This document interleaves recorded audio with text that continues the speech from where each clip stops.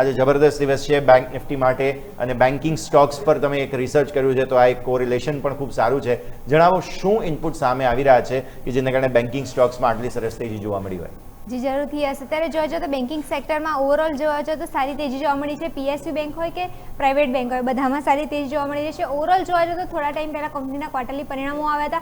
પરિણામોની અસર પણ છે અને સાથે તમે નજર કરશો તો લાર્જ અને મિડ કેપ જે છે એનું પણ આપણે કમ્પેરિઝન લાવેલા છે કે લાર્જ કેપ કંપની જે છે એના કમ્પેરમાં મિડ અને સ્મોલ કેપમાં સારો ગ્રોથ જોવા મળ્યો છે. ઓવરઓલ જોવા જાઓ તો બેન્કિંગમાં લિક્વિડિટીનો જે કન્સર્ટ હતો એમાં પણ આરબીઆઈએ રજૂ કરેલું છે કે આરબીઆઈ હવે $50 થી $70 બિલિયન જેટલું ફંડ ઇન્ફ્લો પણ આરબીઆઈનું આવી શકે છે. તો એના કારણે એક લિક્વિડિટીનો બેંકમાં કન્સર્ન હતો એ થોડો ઓછો થયો છે. એના જ કારણે થોડું પરફોર્મન્સ સારું જોવા મળી રહ્યું છે બેન્કિંગમાં. અને ઓવરઓલ જોવા જાઓ તો અત્યારે જોવા જાઓ તો એનપીઓ કંપનીના એનપીઓ જે છે એમાં પણ સારો એવો સુધારો જોવા મળ્યો છે. સાથે જોવા જાઓ તો ફંડામેન્ટલ પણ મોસ્ટ ઓફ કંપનીના સુધરતા જોવા મળ્યા છે. પણ ક્યાંક ને ક્યાંક જોવા જાઓ તો મિડ કેપ અને સ્મોલ કેપ બેન્કો જે છે એમાં થોડો ફરક જોવા મળ્યો છે. એમાં એમ લાર્જ કેપની જે કંપની જે છે એમાં તમે નજર કરશો તો પરફોર્મન્સ જે ક્વાર્ટરમાં પરફોર્મન્સ આવ્યું એ સ્થિર જોવા મળ્યું હતું. અને એની સામે તમે જે કરશો મિડ કેપ અને સ્મોલ કેપની જે કંપની જે છે એમાં પરફોર્મન્સ થોડું સારું જોવા મળ્યું હતું. એનપીએ સુધરતા જોવા મળ્યા છે અને ઓવરઓલ લોન ગ્રોથ જે છે એમાં પણ સારો એવો વધારો જોવા મળ્યો છે. તો એના કારણે કંપનીના ફંડામેન્ટલ પણ સ્મોલ અને મિડ કેપમાં સારો સુધરતા જોવા મળ્યા હતા. તો આ બધા રીઝન હતા જેના કારણે સારું એવું પરફોર્મન્સ અત્યારે જોવા જતો ઓવરઓલ બેન્કિંગ સેક્ટરમાં જોવા મળ્યું છે. હવે વાત કરીએ કે આપણે ઇમેજ પણ આપણે સામે લાવીશું કે પીએસયુ બેંક જે છે એમાં અત્યાર સુધી કેવી રીતે રિટર્ન જોવા મળ્યું છે. તો છેલ્લા 3 મહિનાની અંદર તમે નજર કરશો તો એમાં પહેલાં તો આપણે પીએસયુ બેંકમાં એસબીઆઈમાં 3 મહિનામાં તમે નજર કરશો તો નેગેટિવ રિટર્ન જોવા મળ્યું છે.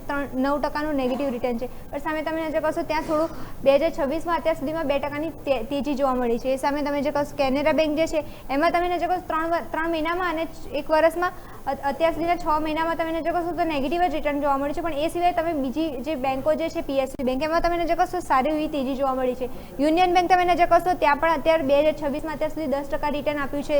પછી મહાબેંક જે છે ત્યાં છેલ્લા 3 મહિનાની અંદર 24% રિટર્ન છોડ્યું છે બેંક સ્ટોકે અને પછી 2026માં તમે નજર કરશો ત્યાં 34% રિટર્ન છોડ્યું છે. પછી તમે નજર કરશો જમ્મુ એન્ડ કાશ્મીર બેંક ત્યાં પણ સારી એવી તેજી જોવા મળી.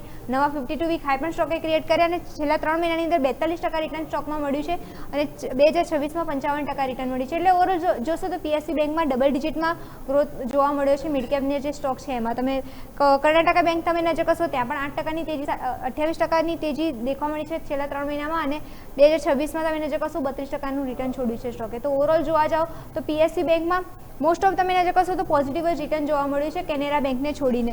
છેલ્લા અત્યારે 6 મહિનાની અંદર સારું એવું જ પરફોર્મન્સ પીએસયુ બેંકમાં આપણને જોવા મળ્યું છે. એની કમ્પેરમાં આપણે પ્રાઇવેટ બેંક પણ જોઈ લઈએ.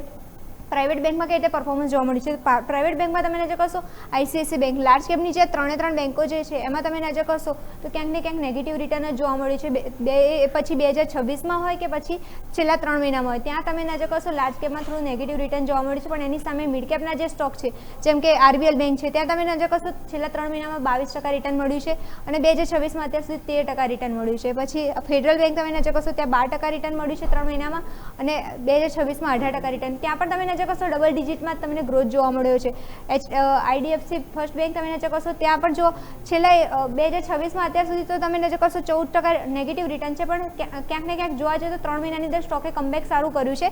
અત્યારે 7%નું રિટર્ન અત્યારે સ્ટોકમાં જોવા મળ્યું છે છેલ્લા 3 મહિનાની અંદર. એ પછી તમે નજર કરશો એક્સિસ બેંક ત્યાં પણ તમને થોડું પોઝિટિવ મોમેન્ટમ જોવા મળ્યું છે. એટલે જોવા જાઓ તો લાર્જ કેપની અહીંયા આપણે વાત કરીએ તો લાર્જ કેપના જે સ્ટોક છે એટલા ચાલ્યા નથી આ 6 મહિનાની અંદર. પણ મિડ કેપના જે સ્ટોક જે છે પ્રાઇવેટ બેન્કિંગના એમાં સારું એવું પરફોર્મન્સ જોવા મળ્યું છે. ડબલ ડિજિટમાં આપણે એને ગ્રોથ જોવા મળ્યો છે. પણ ક્યાં આઈડીએફસી ફર્સ્ટ બેંકની પણ આપણે વાત કરીએ તો ત્યાં પણ એક સારું મોમેન્ટમ જોવા મળ્યું છે. છેલ્લા 1 વર્ષમાં છેલ્લા 6 મહિનાની અંદર નેગેટિવ રિટર્ન હતું પણ છેલ્લા 3 મહિનાની અંદર આપણે જોઈએ તો ત્યાં થોડું કમબેક કરતો જોવા મળ્યો છે સ્ટોક.